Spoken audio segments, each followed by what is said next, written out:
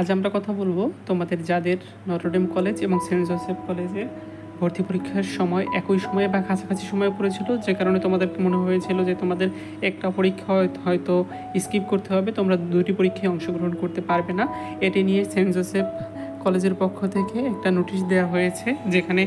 বলে দেওয়া হয়েছে তোমরা কিভাবে দুটি পরীক্ষায় আসলে অংশগ্রহণ করতে পারো। এখন আমরা সেটি নিয়েই কথা বলবো।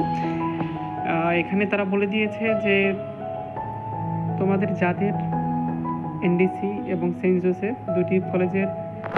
পরীক্ষা কাছাকাছি বা একই সময়ে পড়েছে, এই জিনিসটি যাদের তোমাদের হয়েছে হচ্ছে এটা স্লট 3 এবং স্লট 4,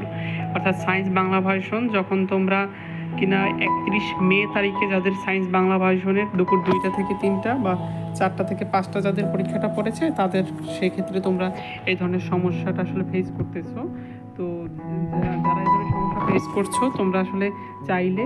এর পরবর্তী দিন অর্থাৎ 1 জুন তোমরা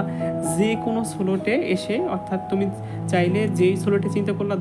ধরো তুমি চিন্তা করলা যে তুমি স্লট 2 অর্থাৎ 10টা থেকে 11টা এর মধ্যে এসে তুমি পরীক্ষাটি দিতে চাচ্ছ, তো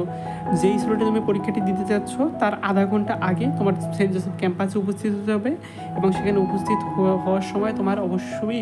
এনডিসিতে যে ভর্তি পরীক্ষাটি দিয়েছিলে তার এডমিট কার্ড এবং এই যে সেন্ট জোসেফের এডমিট কার্ড, এই দুটি এডমিট কার্ড তোমাকে নিয়ে যেতে হবে প্রমাণ হিসেবে যে তোমার পরীক্ষাটি গতকাল এমন সময় পড়েছিল যে কারণে তুমি আসলে ভর্তি পরীক্ষায় গতকাল অংশ নিতে পারোনি, সুতরাং তুমি আজ অংশ নিতে চাচ্ছ। তো এভাবে খুব সহজেই তোমরা দুটি কলেজের ভর্তি পরীক্ষায় অংশ নিতে পারো।